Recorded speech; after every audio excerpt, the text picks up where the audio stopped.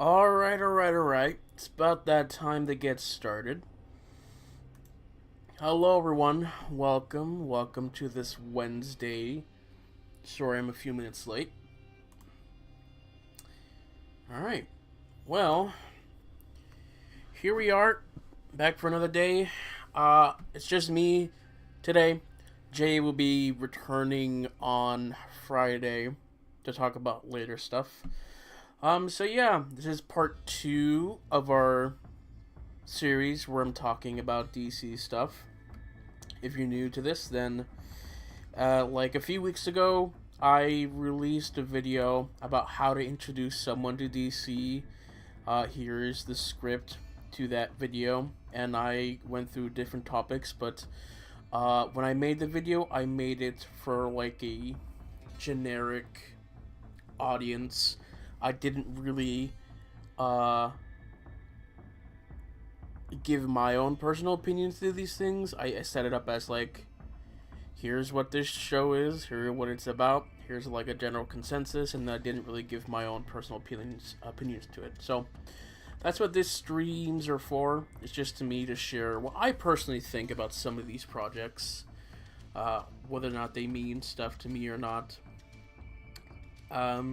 So yeah, today I will be talking about the animated films of DC. I think most people are aware of like the cartoons and the TV shows, but not a whole lot of people are aware of these animated films.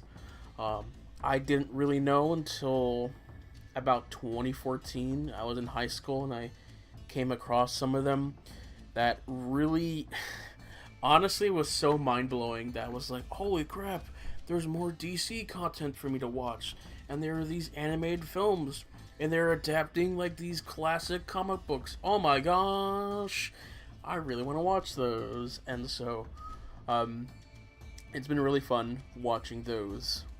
uh, and as someone who just follows the reaction video community on YouTube, it's been really great these past couple years for people to actually start getting into these DC films. People are finally discovering them and watching them and reacting them. More people are finding out about these films, and it's like, oh my gosh, yeah, they're people discovering how peak some of the stuff is, and it's pretty great, pretty great. So, yeah, today I'm talking about the animated films as I structured it in the video. Not every single one of them is here. They are further down in a later stream. But yeah, here I have the most influential ones that are inspired by comic books and are purposefully recreating comic book stories. And then later on, I also have the DCAMU as well. So a lot of stuff to talk about. But yeah, we're starting off here with Batman: The Dark Knight Returns, which is a two-part film, and it's, based off of Frank Miller's graphic novel. I think these were like the first films that I watched, if not Under the Red Hood.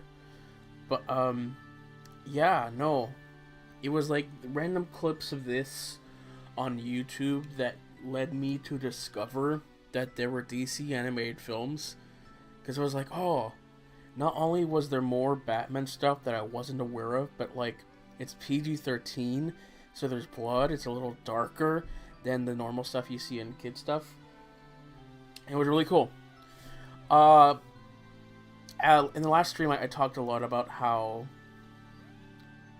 when it came to the animated shows, for me, like the best ones were rated TV PG. And whenever they decided to make a new show that was like TV-14, they just weren't as compelling. I don't have that same issue with the films. I think PG-13, they do a whole lot with the PG-13, and they work really well, depending on what it is they're adapting, of course. So, for PG-13, Dark Knight Returns, they did a fantastic job. Honestly, they were really pushing that PG-13 rating, especially in part 2, where they got away with a lot for PG-13 in such a way that later films, when they're rated R, felt so tame in comparison. But yeah, no, Dark Knight Returns, these two-part films, this is like my favorite ones of all of the DC animation films. They're great. They were made back in the time where Warner Brothers still cared to put money and time and effort into the animation, so it looks good. I think they did a good job at adapting the comic book in a pretty solid way. I think the division of the two parts makes sense the way it's done. So, all the DC animated stuff, this is my favorite one. It's really well done. I think it's probably the best adaptation that they've done. There's other really good ones, but this one this one just does it. It doesn't change too much to make it unwatchable or just jarring. It's just the right one.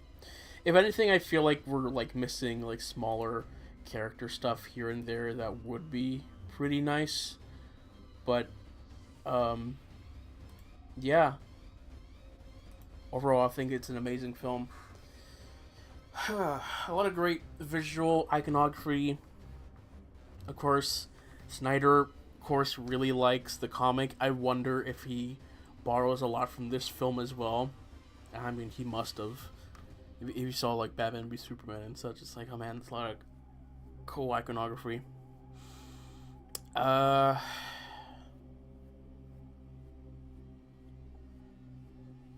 to think about what else I could say about this. I'm sure there is stuff, but yeah.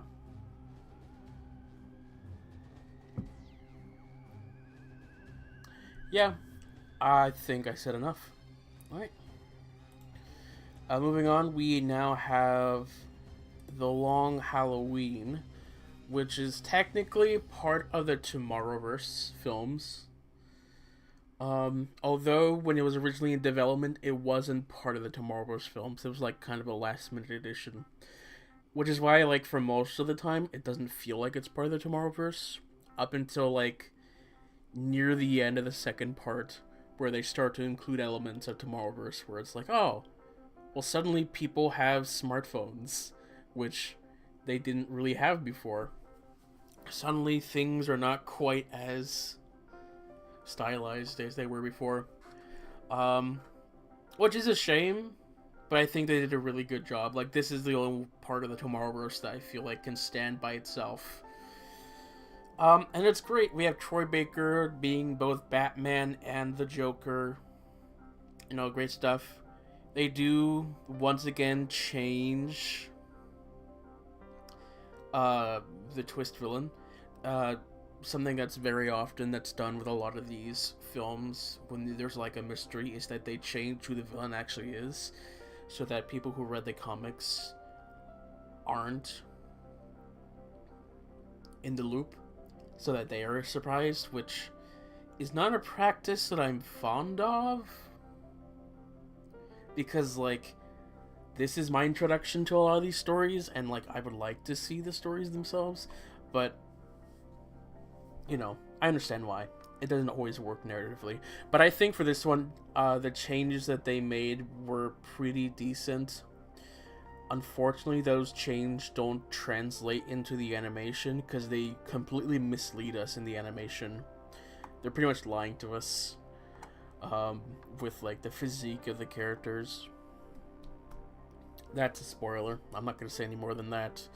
But yeah, these two-part ones were the best DC stuff in a long time. This came out in like 21, so right before the Batman movie.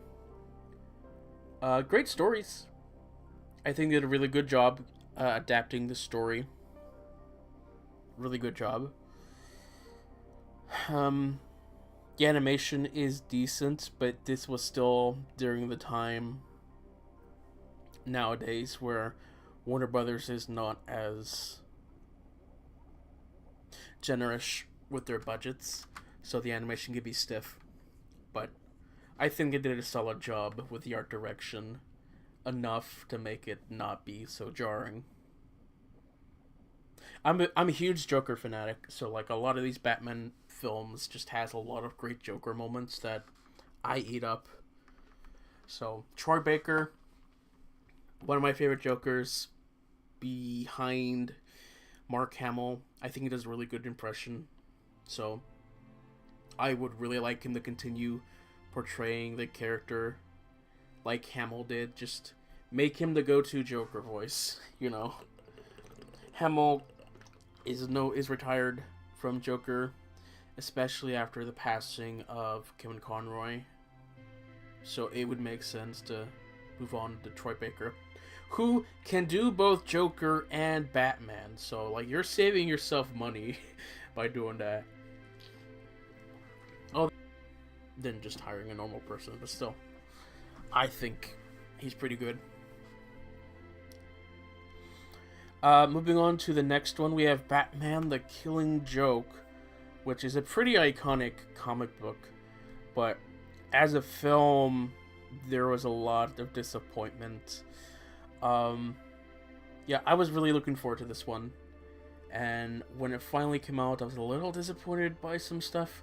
I think the stuff that they've actually adapted from the Killing Joke comic is pretty decent. They do a really good job. It's just that first 30 minutes that they did in the film, because the Killing Joke comic was really worth about 40 minutes. So they added like 30 more minutes to pad the runtime. And they tried to do it by making it about Batgirl, showing off her character before the events of the comic where big stuff happens. And that makes sense on paper, but what they ended up doing was just so bad. Like, the writing didn't really match the comic. It was just so... It was a bad choice. Like, everything about it was a poor idea. I can see what they were trying to do. It just didn't work. It has that infamous romance between Batman and Batgirl, which Bruce Timm needs to stop trying to implement into stuff. I know that he's trying to do it as a character flaw for Batman, but it just doesn't work all that well. That being said, I think they did a really good job with just the actual Killing Joke portion of the film. Animation, a little stiff at times, but it's still early on during that time period where it's decent enough. But here we have Kevin Conroy and Mark Hamill. Mark Hamill returning out of retirement to do this film. I was excited enough. I got to see this one in theaters with my sister. I was really excited. And it was fun. The theater was just laughing so much. It was very reactive to like the first half, the new stuff with Batgirl. I don't think people really loved it, making fun of it while watching it, which was a great time.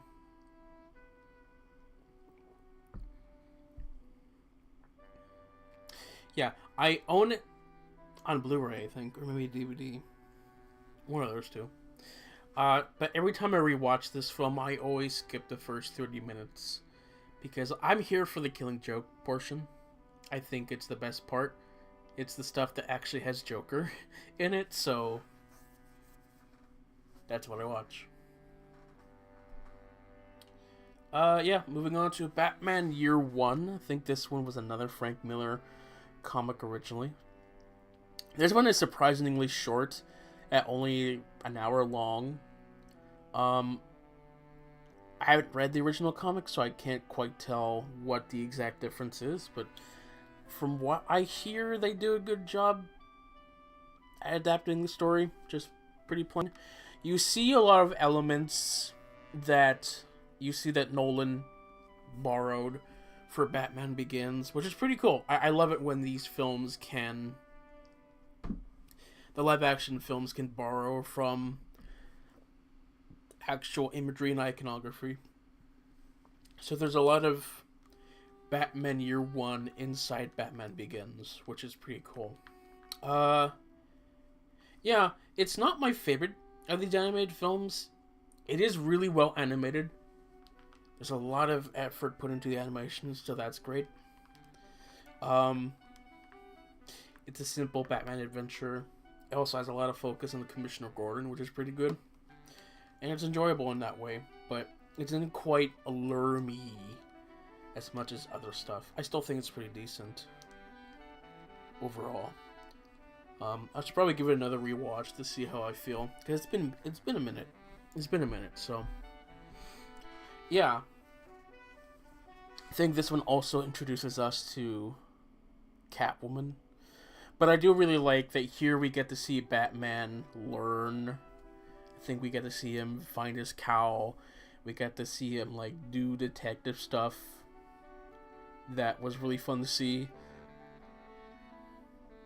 But also, like, he has just great moments in general. Great dialogue as well. He's played by, I forget the actor's name, but he played Commissioner Gordon in the Gotham TV show, which is a lot of fun. Plus, Bryan Cranston voices Commissioner Gordon, which I would love to see that casting in live action in the future one day. We'll see. Probably not. Moving on, we have Beard the Red Hood. I think this is the film that most people will watch when they're first introduced to the DC animated stuff. It is a really great film. It's a really good story. It's sad, it's emotional. I'm not gonna spoil like the twist that happens, but I do think like there's a few scenes that showcase like different ideology about vigilantism between Batman and Red Hood. That's just really that's really great. I think the climax is fantastic. This one has Joker, who's voiced by John DiMaggio, who does a really good job. Clearly, he's trying to do a Mark Hamill impression, which, you know, we all love. I think he's another good Joker voice who doesn't... He only really has, like, two Joker performances. There's this, and then there's that weird... That weird film... not film, but interactive movie that they did that just added like different things to this. I don't know, it was weird, but John DiMaggio still pretty good. I think Jensen Ackles is Red Hood in this. He would later voice Batman in the Tomorrowverse, so that's pretty cool.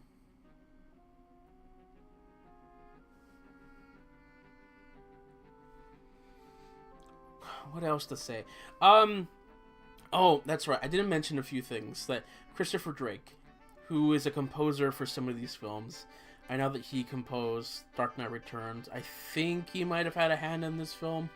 He's a really good composer of these animated films.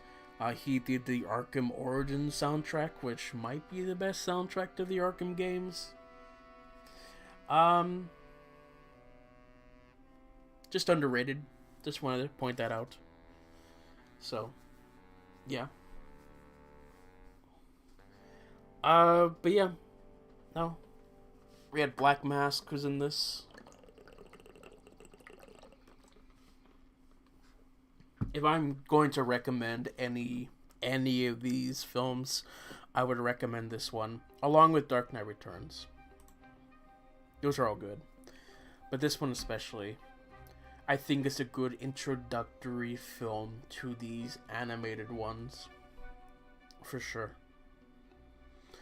Next up we have Batman Gotham by Gaslight. Which, if you don't know, it's just like the story of Batman if he were set in like a Victorian London era.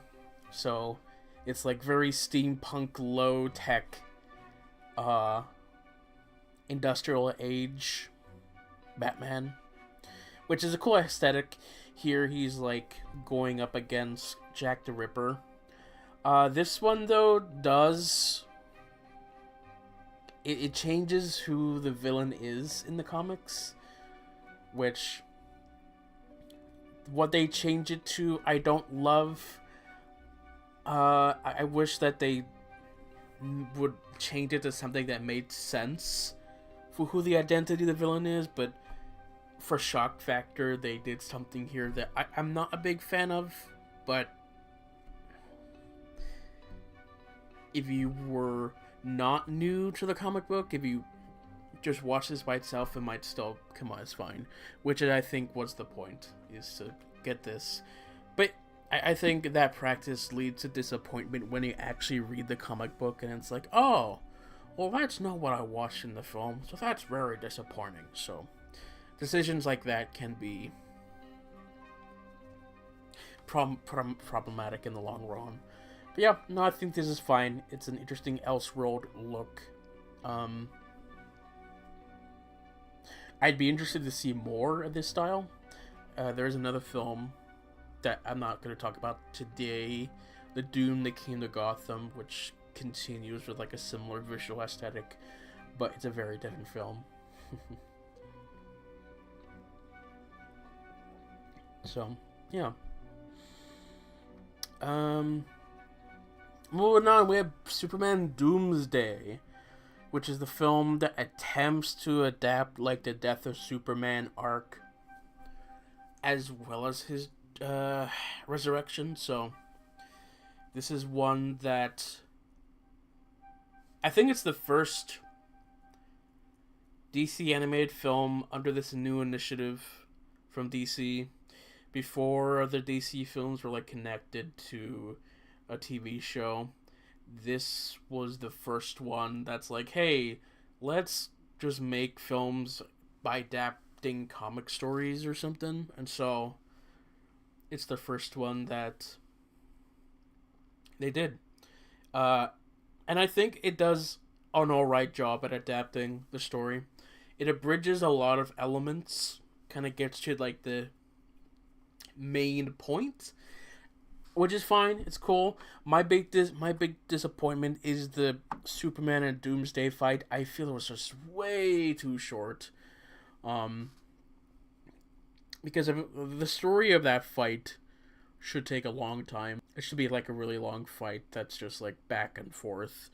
And here, Doomsday happens only for like the first third of the film, and then the rest is just kind of the ramifications of it, which isn't a right way of doing the story, but I don't know. They did end up redoing the story much closer to what I was expecting it to be in the DCAMU. So, yeah. But if you're looking for like just a simplified version of that story, then there's this film. It does do some weird stuff with Lex Luthor. Really weird stuff with Lex Luthor. But besides that, it's an alright adaptation. Moving on, we have Superman, Batman Public Enemies, which is, adapting that same comic story with that art style.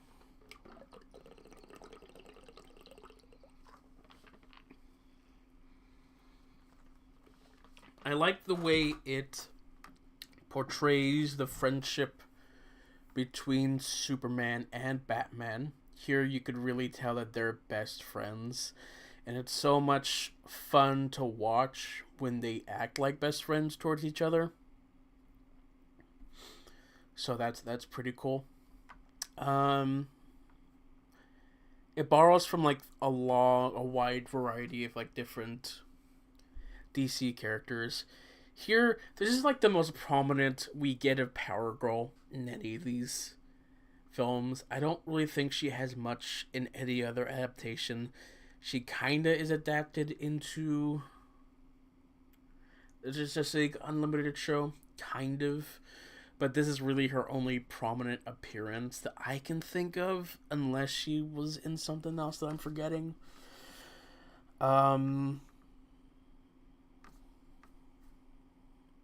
Yeah. I mean, this one, you kind of have to, like, know who some of these characters are. Because, like, you just jump right into a very established world. Lex Luthor becomes president. If you didn't really know who Lex Luthor was, then him becoming president is like, oh, why is it a big deal? Um, Apparently, this comic was a critique of the Bush administration. I wasn't really conscious enough during that time period to really get any of that, so I was like 4. So, how would I know? But you can get those themes from this film. That's pretty good. Pretty good theming. But yeah, like I said, I like this one for the relationship between Batman and Superman as being the best of friends, which is pretty fun. Moving on, we have the sort of sequel, which is Superman Batman Apocalypse. Completely different art style. Doesn't exactly follow the same continuity. It's another sort of standalone film with more friendship between the two. But this one is really about Supergirl and Darkseid, who wants Supergirl for whatever evil purpose that he wants.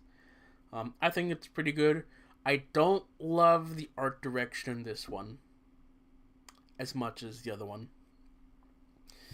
I don't know. I don't think the art really translated well into this one. I don't know what it was borrowing from, but all the characters look sort of weird. It's really the face, like the lips and the mouth, that look off for the most part. But I think there's a lot of pretty good stuff in here. Pretty cool action. It's been a minute, so I have to rewatch it at some point. So that's what I have to say about that one.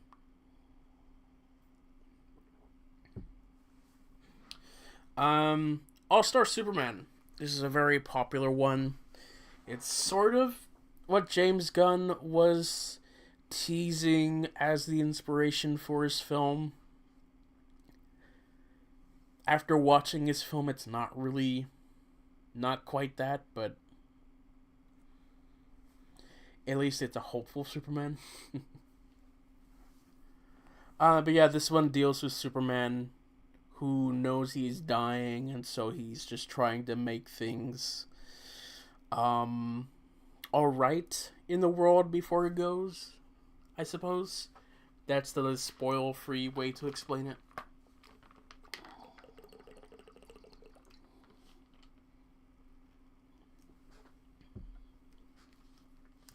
The original comic run of like different stuff in it, so this film does the best it can to like abridge a lot of stuff that happens, because there's a lot of stuff that happens in this story.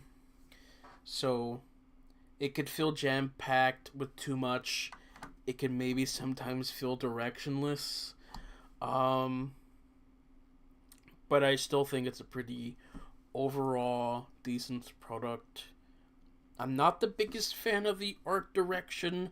They're trying really hard to they are trying really hard to like adapt the original art of the comic. Sometimes it translates well, sometimes it doesn't. This one is not my favorite, but I do think it's alright overall. Decent, good animation. I like the concept of the story. It is a decent one. Lex Luthor here, pretty cool.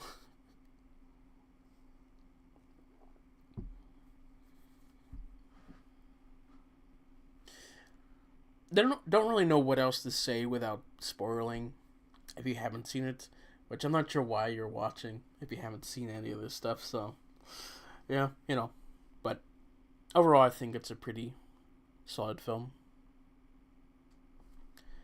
But moving on to Superman versus the Elite, I like this one for what its overall theming is. This one is another intellectual, moral conundrum where Superman's hopeful perspective of redemption, of not killing the villains, and like saving everyone, is put into question when another group of vigilantes come in and start popping off bad people. It does. I think it does a really good job at presenting why Superman doesn't kill, and it's pretty cool. It's an interesting art style, very interesting art style. It's got a good energy to it. Pretty solid intellectual film, I should say. Pretty good one. It's very underrated, of course. It kind of like falls just into the cracks sometimes. It's not the one that people immediately go to, but I think once you actually watch it, it's like, oh yeah, it's a pretty interesting story, pretty well done. Um, that's good to have. So, I'll leave it at that. I'll leave it at that. Just a good exploration of Superman's character when the views of humanity is just not the same views of Superman, who just wants to save everyone, even the bad people. So, pretty good. Pretty good. Next up we have Superman Red Sun, which was a comic about, Superman if he ended up in Soviet Russia. I think it's an okay adaptation of the film. This was definitely made during the era where Warner Brothers was not as generous with their animation budget. So, a lot of the animation is stiff.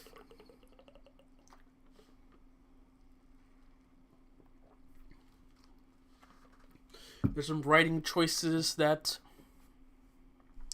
don't really feel like they fit the time period of the comic story, or just like what the point of it is.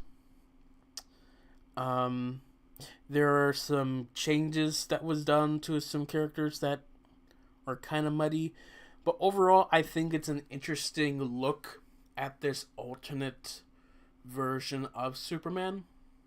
So I think that's pretty cool.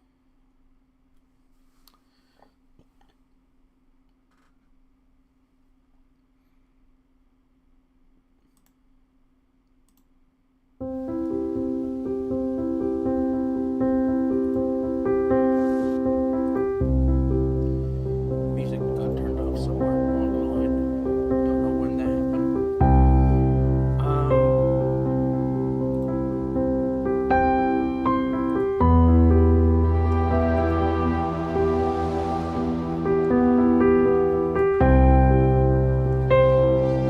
Yeah, that's pretty much it for this one.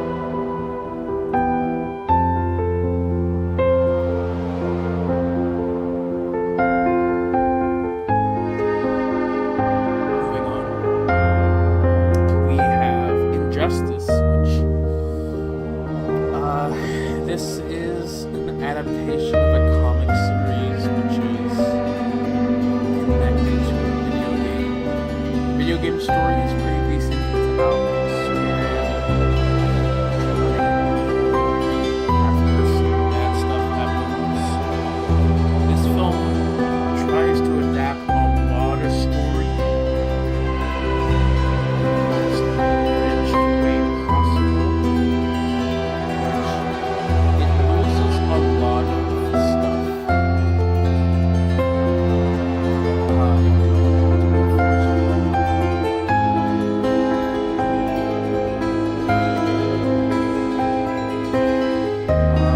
It is pretty rushed. There's some like pretty bad choices in how they deal with the characters. Some characters just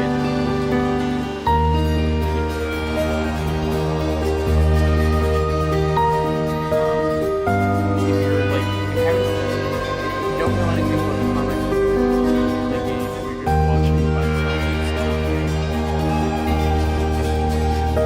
but for someone who knows about the comic stories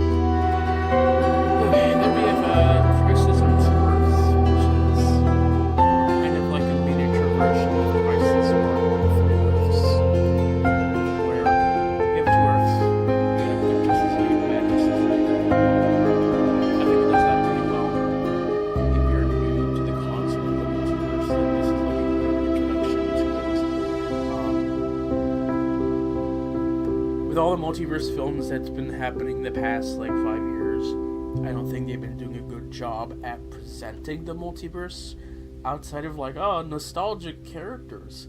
Here, I think we get a better view on how to portray the multiverse. So, I think it's good for that. It's still an interesting story either way.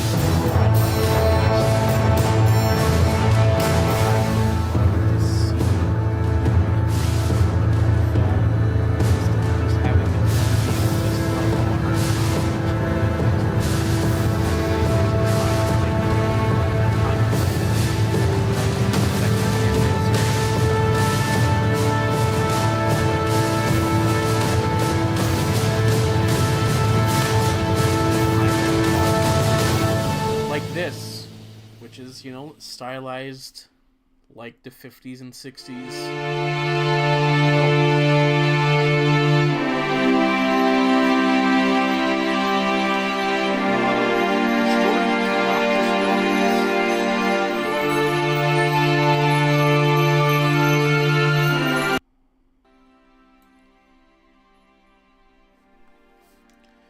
Not the strongest story out there. Still think it's pretty decent.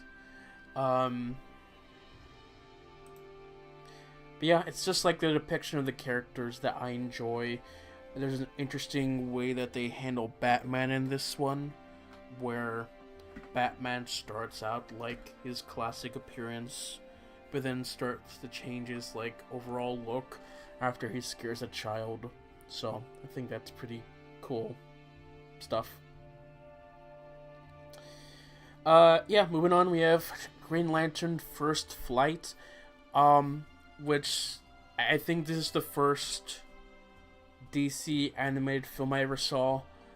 It was just a film that I found at a DVD rental store back when it came out, and I rented it, and it was like, oh man, Green Lantern's like pretty dark. There's blood in it. It's like, oh,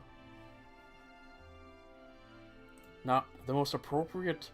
But yeah, no, it's a pretty good origin for Green Lantern. It does the story pretty well, as well as like the villain that they try to tell. I would recommend it for people new to Green Lantern. I think it explains everything pretty well. I'll leave it at that. Then we have Wonder Woman.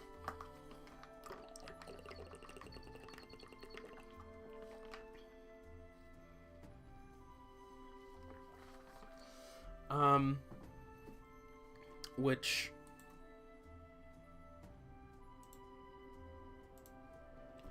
is pretty much the same as the Gal Gadot version, although this one being animated, they get to be more creative. But yeah, when watching this, because I watched this after the 2017 version, the two films are so similar in its plot, even in the way it's presented. Both have the exact same premise. Both somewhat tell the exact same story, although this one is not told through the lens of World War One. It's told during that modern time, and it's done pretty well.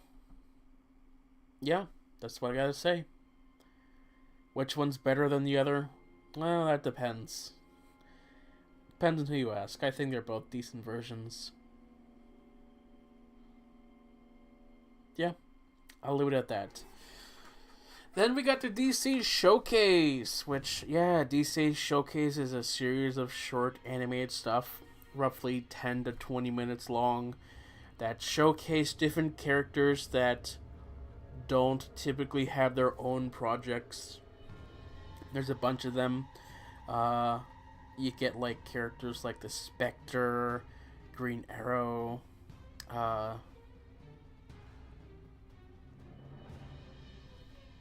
Shazam, Black Adam.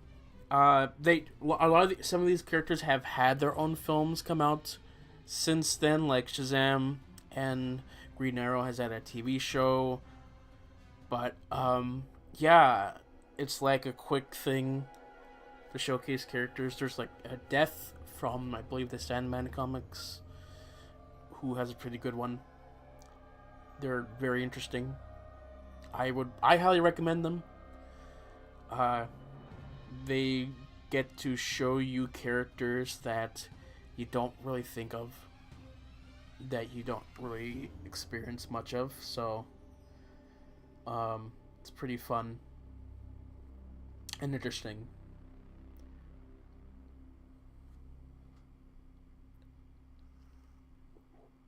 The animation quality varies from very good to PowerPoint presentation. The stuff that came out in 2010, those are very good because that's back when Warner Brothers was generous with their budget. The more later stuff, not as good because less budget.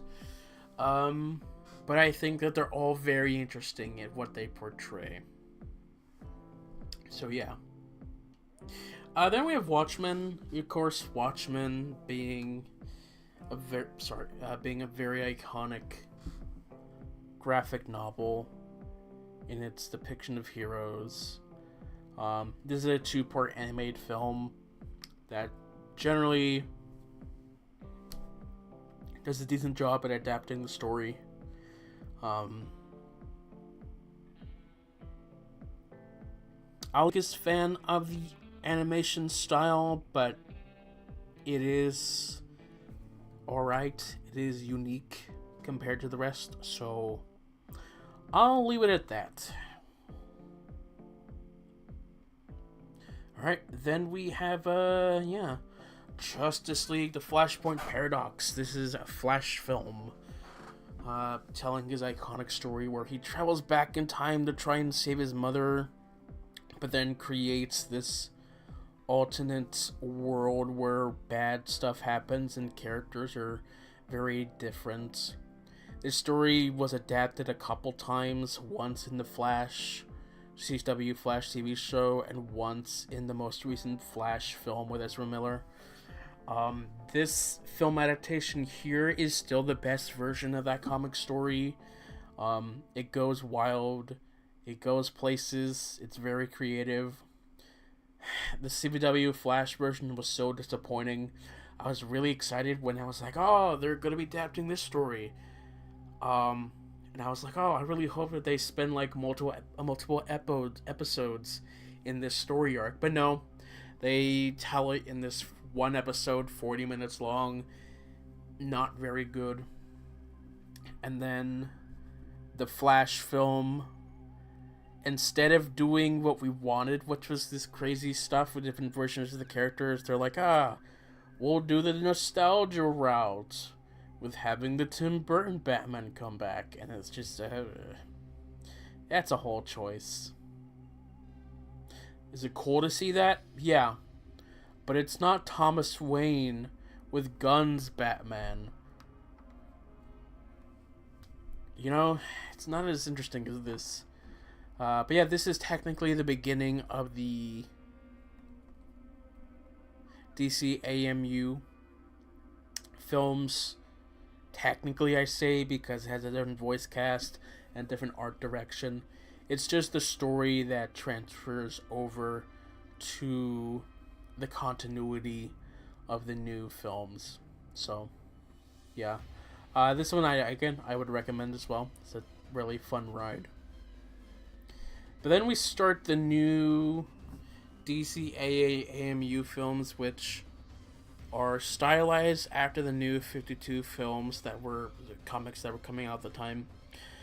These aren't my favorite set of films because they're following the new 52 comic versions of the characters, and those characters often had directions and changes that were very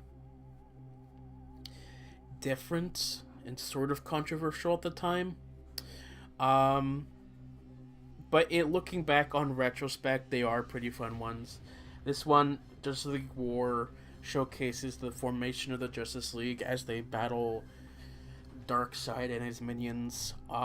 This showcases probably what I think the better version of how you set up the Justice League, in that they are each doing their own thing but happen to stumble upon each other while trying to fight the bad guys, instead of what the live action films have been doing and just like, hey, let's team up before any stuff actually happens.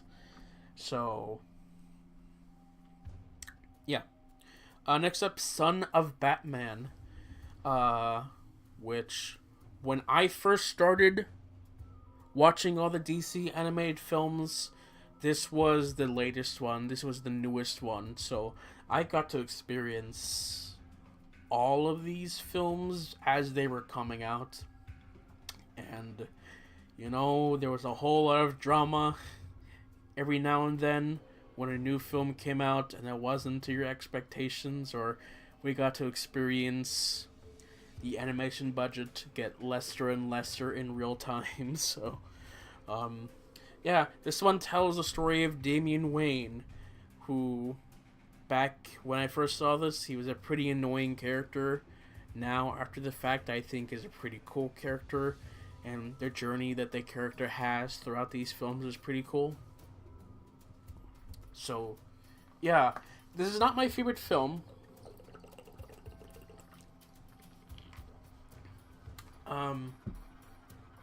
Per se. Not my favorite Batman film, but I do think that what's presented here is interesting. So, yeah.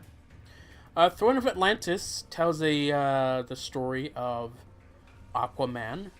It's a decent introduction to his character.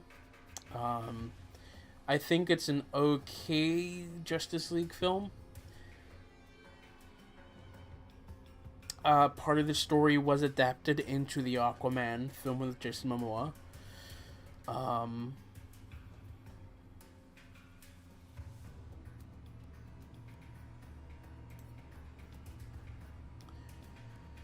yeah, just, the conflict between the land and the sea. Don't know what else to say about that.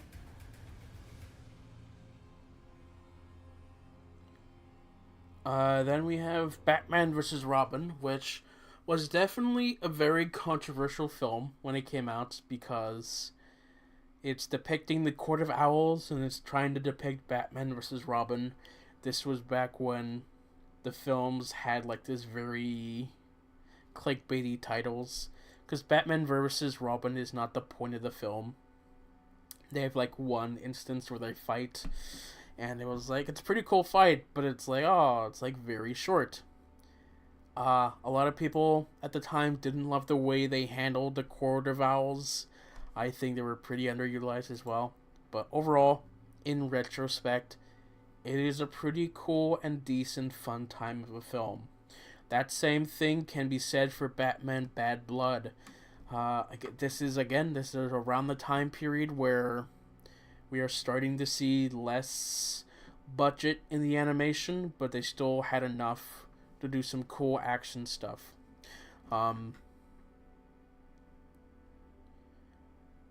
This one was controversial for some of its like treatment of characters, like Nightwing or Batwoman. There were some choices here that I didn't quite love, but again, in retrospect, it's a pretty fun ride. I don't really care much for the villain in this one. I think Talia, her role in this film is pretty odd. But again, in retrospect, and without like any context, it's pretty fun. There's some pretty fun stuff. Next up, we have Justice League versus Teen Titans, which is a very clickbaity film. This one is mostly about the Teen Titans, and we get to see Damian join the Teen Titans, which is pretty cool. It's not my favorite depiction of most of these characters, probably all of them. It's a newer, different depiction of these characters, and so that's interesting to see. But this isn't my favorite team of characters in the Titans. I feel that part of the story is a little rushed and done better in the Teen Titans TV show. I won't explain what that story is. I'd say go watch the TV show, because that one has a pretty good story and it's pretty cool.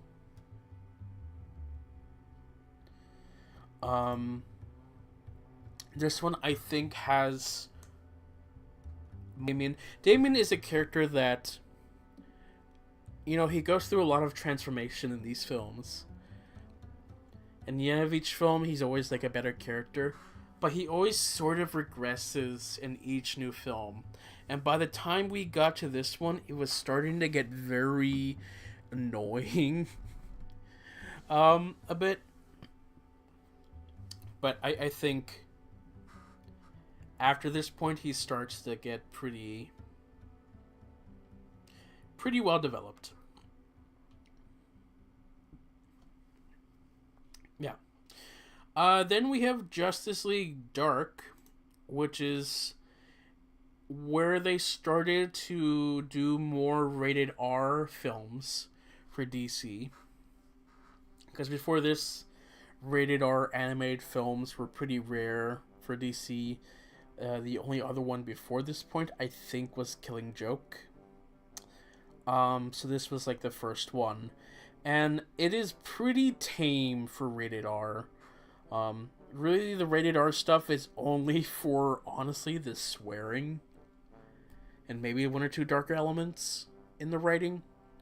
But besides that, it's honestly pretty tame. The opening is the darkest thing in this film. And that's probably where the R stuff comes in. But like for the rest of the film, it's like, PG-13 is like rougher than this, in my humble opinion. But yeah, this one also introduces us again to Matt Ryan's Constantine, who I really liked from his appearance in his canceled TV show and his appearance in the Arrowverse. And so seeing him in animated format was like pretty cool. This was like his second chance to do the character, but this time like without the restrictions of CW TV budget and writing. So it's pretty cool to see that. I think his voice acting performance is not as strong as his regular performance on TV, but I always still just really like to see his character here. Yeah, the story is pretty interesting. The third act is not something I really loved at the time. I thought it was okay, but overall I think it's a pretty fun thing. And then we have Teen Titans The Judas Contract, which is where I think they were starting to move towards adapting famous comic books.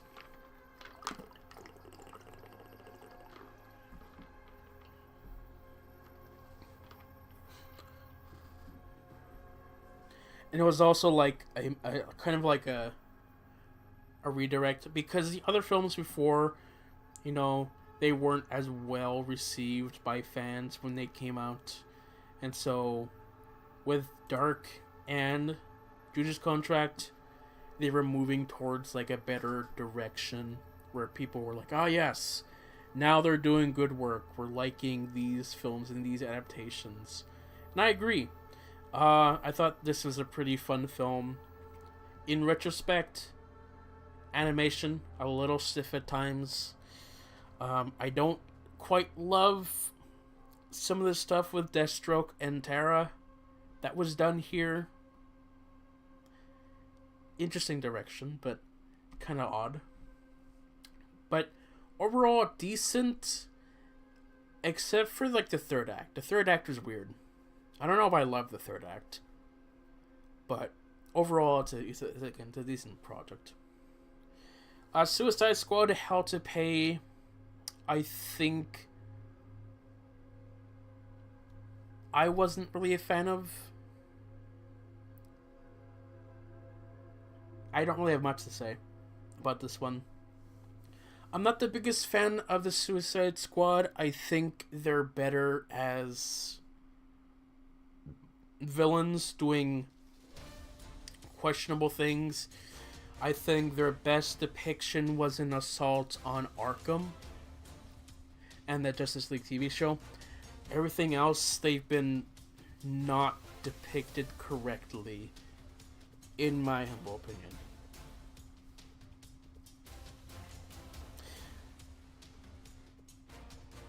I don't have a lot to say about this one. I don't remember a ton to really give a more detailed opinion about it. This one has Tara Strong as Harley Quinn, and she has done a lot of Harley Quinn, but I think this one specifically is probably her worst Harley Quinn performance. I don't know what was up with this one, with what direction they gave her, but it wasn't very good, at least compared to everything else that she had done. And then they replaced her with Hilton Welsh in a later film, which, alright. But moving on to a different film, we have The Death of Superman, which, I was wanting a better version of this story after Doomsday, and then they did it here, and I think this was the best version of it. I think this is the best film in all of the DC AMU. Superman is now the character that I wanted him to be than like whatever moody thing he was doing. I think that the animation they gave them a little extra budget in the animation for like a really long cool fight against Doomsday. Doomsday now fights the Justice League, which is what I wanted to see. And then it ends. This whole film builds up to the death of Superman. And that's what I wanted in that story, and that's what we got in this film. And it was pretty good. It was really well done. It was great. You know, it brought back hope for me with these films. It's like, yes, we're moving on to a better direction, where the films are actually trying to develop the story than doing weird, clickbaity things. So, yeah.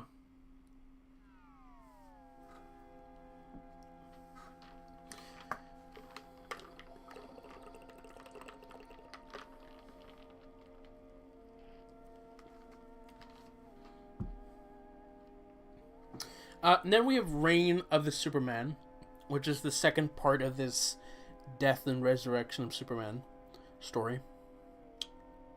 Which, the second part of this story is not my favorite. I think the first part is just so good that the second part just doesn't quite live up to it. But I still think it's a pretty good and decent second part. Pretty interesting. I think they did a good job at implementing all the other characters that they do.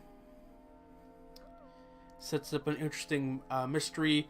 Also, like, sort of trying to set up Apocalypse War with the ending of this one. Yeah. I think it's a much better resurrection story than what we got in Doomsday. I think it makes more sense here. Then we have Constantine, City of Demons, which was technically not made to be part of the DC AMU, but the creators made sure to make it visually similar in the case if it ever was part of it. If they ever wanted it to be a part of it. So many fans consider it part of it. I sort of consider it part of it. But this one, also of the DCAMU films, is probably on the lower end of like animation budget. So it's pretty stiff. It's a very dark film. It's more Constantine. I love the character. But it is a very dark film. It goes places. I'm not the biggest fan of the story. I think it kind of goes in circles in a lot of ways, but it is a decent Constantine adventure. So, yeah. Batman Hush. I think, again, they were adapting this cool story, and I think they did a really good job up until the twist, where, again, they decided to change the identity of the main villain because of shock factor, and what they did sort of made sense, but I don't know, I didn't quite love that direction, because I knew what the identity was, and I think it would have made more sense to keep the identity, but with their changing it for, like, shock factor and keep the comic readers out of the loop, it wasn't the best choice. But I do think overall it was a decent film outside of that change. So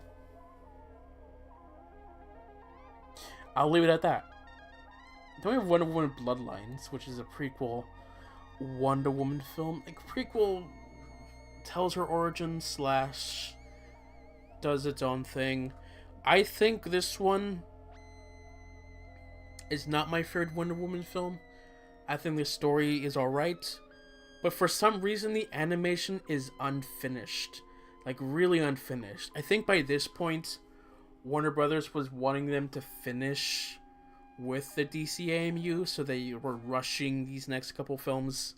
This one, they did not finish the animation. Because all we have is the line art and the first layer of coloring. Any shading. So, when you watch all of the film,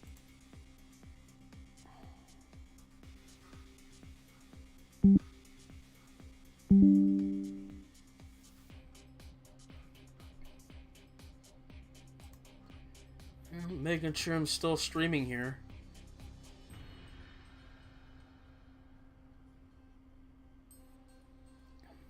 some reason we've been having problems. But yeah, Pop Apocalypse War. It was very clear that this film was rushed. And its story, I honestly felt should have been two films. Maybe that's what they were planning to, but Warner Brothers was like, nah, just be done with it, get rid of this universe. And so that's what they did in the most brutal way possible. This film is nothing but shock value. Just it kills off so many characters, just so anticlimactically.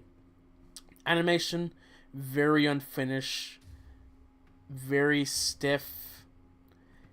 Like, the further you get towards the end of the film, like, oh, the cheaper the animation gets, and it's not great to look at. I think the story is decent, but it's essentially being Infinity War and Endgame at the same time. And it's like, it's the opening of Infinity War, where we start with the opening up until, you know, Banner crashes into the Sanctum Sanctorum and says, Thanos is coming. And then we get the big MCU logo.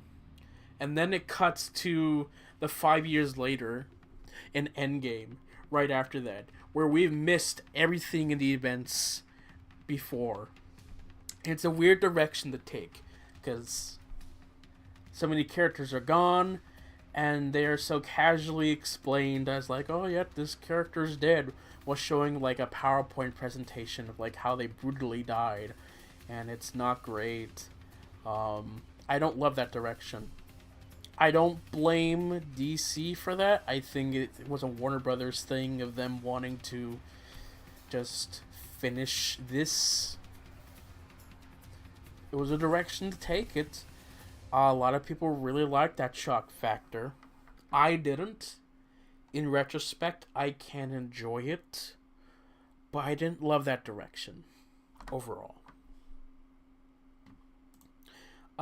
Constantine House of Mystery, which is an epilogue to the DCAU, kind of like an in-between point to the DCAMU and the Tomorrowverse.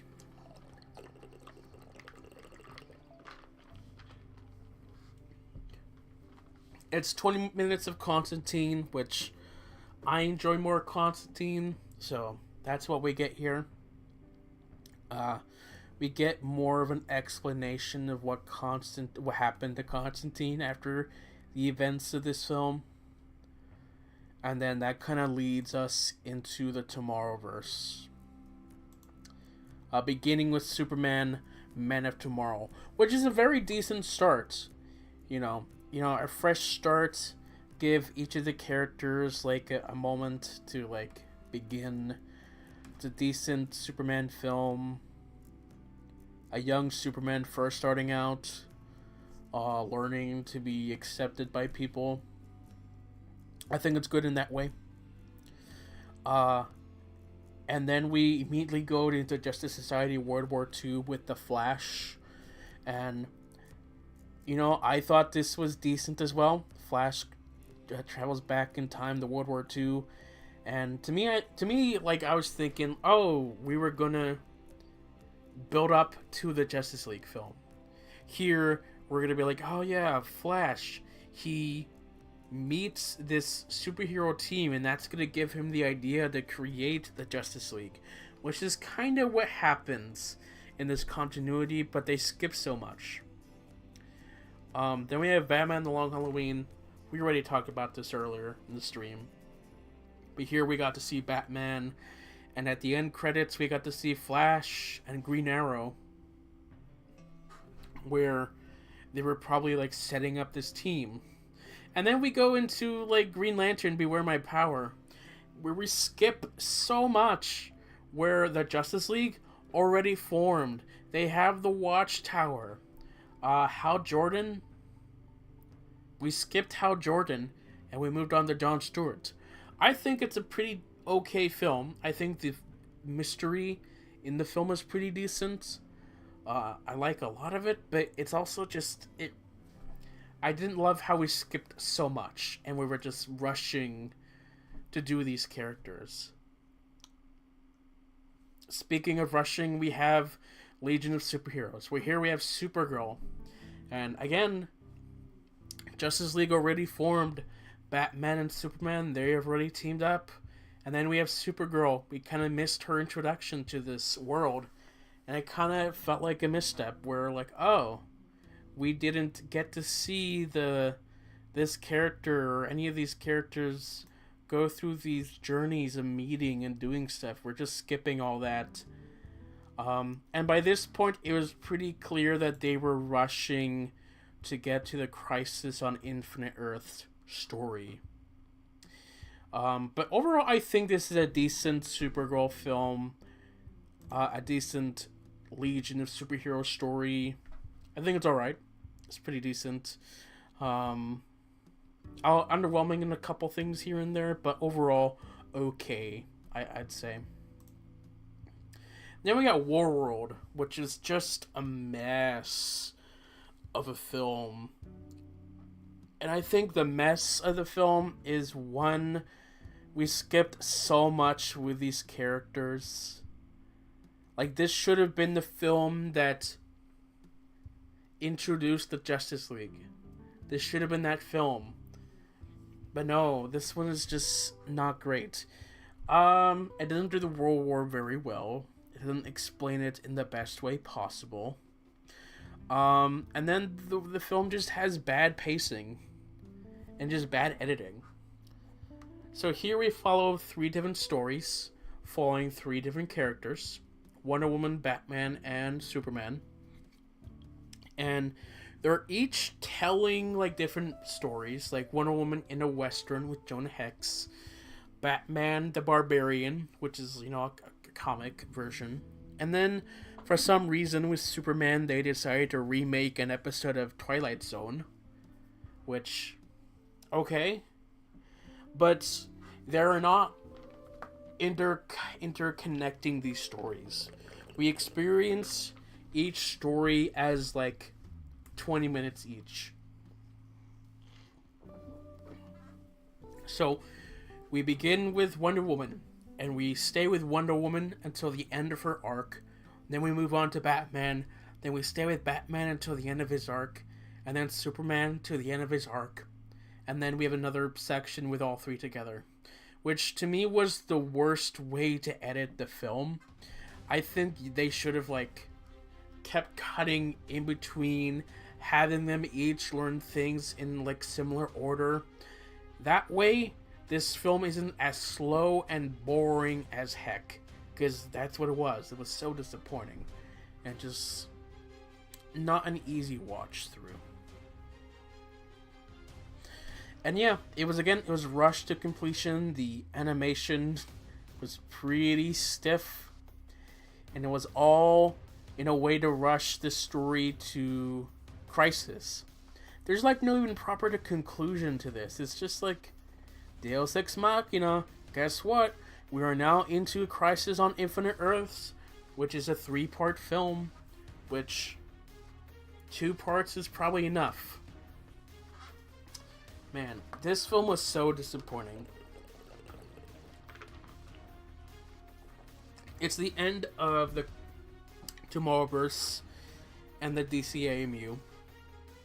And it's a film that I've been waiting like 10 years to be adapted into a film.